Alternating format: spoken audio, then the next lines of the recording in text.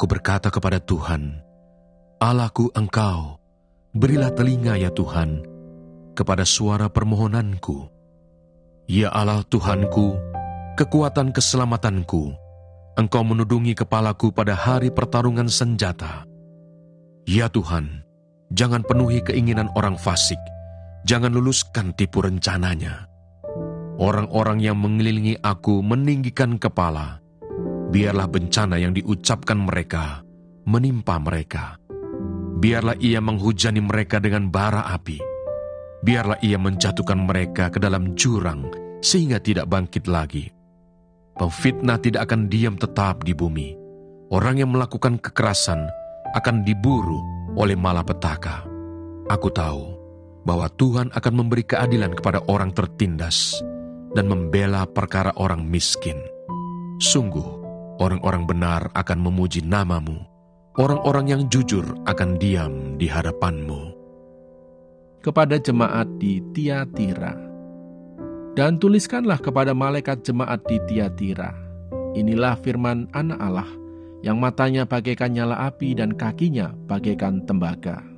Aku tahu segala pekerjaanmu, baik kasihmu maupun imanmu, baik pelayananmu maupun ketekunanmu. Aku tahu bahwa pekerjaanmu yang terakhir lebih banyak daripada yang pertama. Tetapi aku mencela engkau, karena engkau membiarkan wanita Izebel, yang menyebut dirinya nabiah, mengajar dan menyesatkan hamba-hambaku, supaya berbuat zinah dan makan persembahan-persembahan berhala. Dan aku telah memberikan dia waktu untuk bertobat, tetapi ia tidak mau bertobat dari zinahnya. Lihatlah, aku akan melemparkan dia ke atas ranjang orang sakit, dan mereka yang berbuat zinah dengan dia akan kulemparkan ke dalam kesukaran besar, jika mereka tidak bertobat dari perbuatan-perbuatan perempuan itu. Dan anak-anaknya akan kumatikan, dan semua jemaat akan mengetahui bahwa akulah yang menguji batin dan hati orang, dan bahwa aku akan membalaskan kepada kamu setiap orang menurut perbuatannya. Tetapi kepada kamu, yaitu orang-orang lain di Tiatira yang tidak mengikuti ajaran itu dan yang tidak menyelidiki apa yang mereka sebut seluk-beluk iblis, kepada kamu aku berkata, aku tidak mau menanggungkan beban lain kepadamu. Tetapi apa yang ada padamu, peganglah itu sampai aku datang. Dan barang siapa menang dan melakukan pekerjaanku sampai kesudahannya, kepadanya akan kukaruniakan kuasa atas bangsa-bangsa, dan ia akan memerintah mereka dengan tongkat besi. Mereka akan diremukkan seperti tembikar tukang periuk, sama seperti yang kuterima dari Bapakku, dan kepadanya akan kukaruniakan bintang timur. Siapa bertelinga, hendaklah ia mendengarkan apa yang dikatakan Roh kepada jemaat-jemaat. Pasal 3. Kepada jemaat di Sardis. Dan tuliskanlah kepada malaikat jemaat di Sardis. Inilah firman Dia yang memiliki ketujuh roh Allah dan ketujuh bintang itu. Aku tahu segala pekerjaanmu. Engkau dikatakan hidup, padahal engkau mati. Bangunlah dan kuatkanlah apa yang masih tinggal yang sudah hampir mati, sebab tidak satu pun dari pekerjaanmu aku dapati sempurna di hadapan Allahku. Karena itu ingatlah bagaimana engkau telah menerima dan mendengarnya. Turutilah itu dan bertobatlah. Karena jikalau engkau tidak berjaga-jaga, aku akan datang seperti pencuri, dan engkau tidak tahu pada waktu manakah aku tiba-tiba datang kepadamu. Tetapi di Sardis ada beberapa orang yang tidak mencemarkan pakaiannya. Mereka akan berjalan dengan aku dalam pakaian putih, karena mereka adalah layak untuk itu. Barang siapa menang, ia akan dikenakan pakaian putih yang demikian. Aku tidak akan menghapus namanya dari kitab kehidupan, melainkan aku akan mengaku namanya di hadapan Bapakku dan di hadapan para malaikatnya. Siapa bertelinga, hendaklah ia mendengarkan apa yang dikatakan Roh kepada jemaat-jemaat. Kitab Ester. Ester pasal 1. Ratu Wasti dibuang. Pada zaman Ahasiweros, Dialah Ahasiweros yang merajai 127 daerah, mulai dari India sampai ke Ethiopia.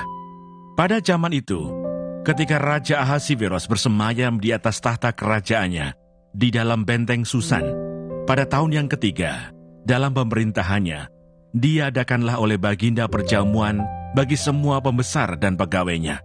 Tentara Persia dan Media, kaum bangsawan dan pembesar daerah, hadir di hadapan Baginda.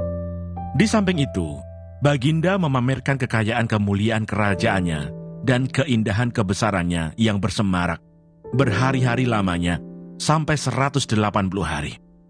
Setelah genap hari-hari itu, maka Raja mengadakan perjamuan lagi 7 hari lamanya bagi seluruh rakyatnya yang terdapat di dalam benteng Susan, daripada orang besar sampai kepada orang kecil, bertempat di pelataran yang ada di taman istana kerajaan.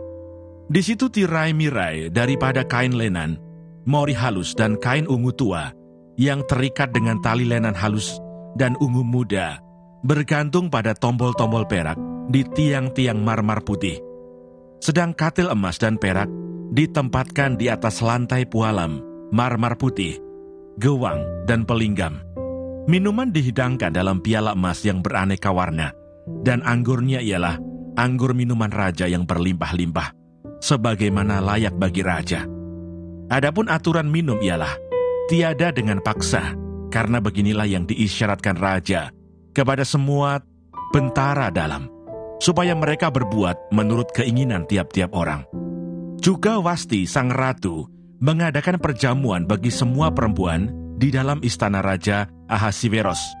Pada hari yang ketujuh, ketika raja riang gembira hatinya karena minum anggur, bertitahlah Baginda kepada Mehuman, Bista, Harbona, Bikta, Abakta, Zetar, dan Karkas, yakni ketujuh sida-sida yang bertugas di hadapan Raja Ahasiweros, supaya mereka membawa Wasti sang ratu dengan memakai mahkota kerajaan, menghadap raja untuk memperlihatkan kecantikannya kepada sekalian rakyat dan pembesar-pembesar, karena sang ratu sangat elok rupanya.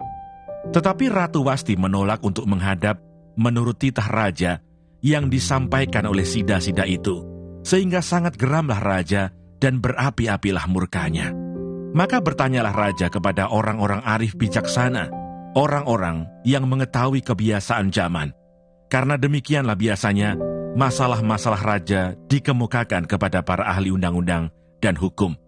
Adapun yang terdekat kepada Baginda ialah Karsena, Setar, Admata, Tarsis, Meres, Marsena, dan Memukan, ketujuh pembesar Persia dan Media, yang boleh memandang wajah raja dan yang mempunyai kedudukan yang tinggi di dalam kerajaan, tanya raja. Apakah yang harus diperbuat atas Ratu Wasti menurut undang-undang, karena tidak dilakukannya titah Raja Ahasiweros yang disampaikan oleh sida-sida? Maka sembah Memukan di hadapan raja dan para pembesar itu, Wasti sang ratu bukan bersalah kepada raja saja, melainkan juga kepada semua pembesar dan segala bangsa yang di dalam segala daerah Raja Ahasiweros. Karena kelakuan sang ratu itu akan merata kepada semua perempuan, sehingga mereka tidak menghiraukan suaminya. Apabila diceritakan orang, Raja Ahasiweros menitahkan supaya Wasti sang ratu dibawa menghadap kepadanya, tetapi ia tidak mau datang. Pada hari itu juga istri para pembesar raja di Persia dan Media yang mendengar tentang kelakuan sang ratu akan berbicara tentang hal itu kepada suaminya, sehingga berlarut-larutlah penghinaan dan kekusaran. Jikalau baik pada pemandangan raja, hendaklah dikeluarkan suatu titah kerajaan dari hadapan Baginda dan dituliskan di dalam undang-undang Persia dan Media, sehingga tidak dapat dicabut kembali, bahwa Wasti dilarang menghadap Raja Ahasiweros, dan bahwa raja akan mengaruniakan kedudukannya sebagai ratu kepada orang lain yang lebih baik daripadanya. Bila keputusan yang diambil raja kedengaran di seluruh kerajaannya, alangkah besarnya kerajaan itu, maka semua perempuan akan memberi hormat kepada suami mereka, daripada orang besar sampai kepada orang kecil. Usul itu dipandang baik oleh raja serta para pembesar, jadi bertindaklah raja sesuai dengan usul Memukan itu. Dikirimkanlah oleh Baginda surat-surat ke segenap daerah kerajaan. Tiap-tiap daerah menurut tulisannya dan tiap-tiap bangsa menurut bahasanya, bunyinya. Setiap laki-laki harus menjadi kepala dalam rumah tangganya dan berbicara menurut bahasa bangsanya. Sesudah peristiwa-peristiwa ini, setelah kepanasan murka Raja Ahasiweros surut, terkenanglah Baginda kepada Wasti dan yang dilakukannya, dan kepada apa yang diputuskan atasnya. Maka sembah para biduanda raja yang bertugas pada Baginda. Hendaklah orang mencari bagi raja gadis-gadis, yaitu anak-anak dara yang elok rupanya.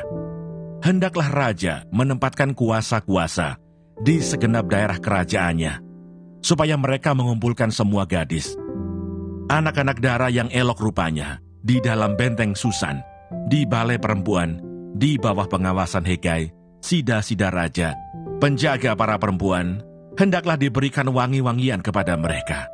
Dan gadis yang terbaik pada pemandangan raja, baiklah dia menjadi ratu ganti Wasti. Hal itu dipandang baik oleh raja, dan dilakukanlah demikian. Pada waktu itu ada di dalam benteng Susan seorang Yahudi, yang bernama Mordekai bin Yair bin Simei bin Kis, seorang Benyamin yang diangkut dari Yerusalem sebagai salah seorang buangan yang turut dengan Yekonya Raja Yehuda, ketika ia diangkut ke dalam pembuangan oleh Raja Nebukadnezar, Raja Babel. Mordekai itu pengasuh Hadasa, yakni Ester, anak saudara ayahnya. Sebab anak itu tidak beribu bapa lagi. Gadis itu elok perawakannya dan cantik parasnya. Ketika ibu bapaknya mati, ia diangkat sebagai anak oleh Mordekai. Setelah titah dan undang-undang raja tersiar, dan banyak gadis dikumpulkan di dalam benteng Susan, di bawah pengawasan Hegai, maka Ester pun dibawa masuk ke dalam istana raja, di bawah pengawasan Hegai, penjaga para perempuan. Maka gadis itu sangat baik pada pemandangannya dan menimbulkan kasih sayangnya, sehingga Hegai segera memberikan wangi-wangian dan pelabur kepadanya. Dan juga 7 orang dayang-dayang yang terpilih dari isi istana raja, kemudian memindahkan dia dengan dayang-dayangnya ke bagian yang terbaik di dalam balai perempuan. Ester tidak memberitahukan kebangsaan dan asal-usulnya, karena dilarang oleh Mordekai. Tiap-tiap hari berjalan-jalanlah Mordekai di depan pelataran balai perempuan itu, untuk mengetahui bagaimana keadaan Ester dan apa yang akan berlaku atasnya. Tiap-tiap kali seorang gadis mendapat giliran untuk masuk menghadap Raja Ahasiweros, dan sebelumnya ia dirawat menurut peraturan bagi para perempuan selama 12 bulan, sebab seluruh waktu itu digunakan untuk pemakaian wangi-wangian. 6 bulan untuk memakai minyak mur, dan 6 bulan lagi untuk memakai minyak kasai, serta lain-lain wangi-wangian perempuan. Lalu gadis itu masuk menghadap raja, dan segala apa yang dimintanya harus diberikan kepadanya untuk dibawa masuk dari balai perempuan ke dalam istana raja. Pada waktu petang, ia masuk, dan pada waktu pagi ia kembali. Tetapi sekali ini ke dalam balai perempuan yang kedua, di bawah pengawasan Saasgas, sida-sida raja, penjaga para kundik, ia tidak diperkenankan masuk lagi menghadap raja, kecuali jikalau raja berkenan kepadanya, dan ia dipanggil dengan disebutkan namanya. Ketika Ester anak Abihail, yakni saudara ayah Mordekai yang mengangkat Ester sebagai anak, mendapat giliran untuk masuk menghadap raja, maka ia tidak menghendaki sesuatu apapun selain daripada yang dianjurkan oleh Hegai, sida-sida raja, penjaga para perempuan. Maka Ester dapat menimbulkan kasih sayang pada semua orang yang melihat dia. Demikianlah Ester dibawa masuk menghadap Raja Ahasiweros ke dalam istananya pada bulan yang ke-10, yakni bulan Tebet, pada tahun yang ke-7 dalam pemerintahan Baginda. Maka Ester dikasihi oleh Baginda lebih daripada semua perempuan lain, dan ia beroleh sayang dan kasih Baginda lebih daripada semua anak darah lain, sehingga Baginda mengenakan mahkota kerajaan ke atas kepalanya dan mengangkat dia menjadi ratu ganti Wasti. Kemudian diadakanlah oleh Baginda suatu perjamuan bagi semua pembesar dan pegawainya, yakni perjamuan karena Ester, dan Baginda menitahkan kebebasan pajak bagi daerah-daerah serta mengaruniakan anugerah sebagaimana layak bagi raja.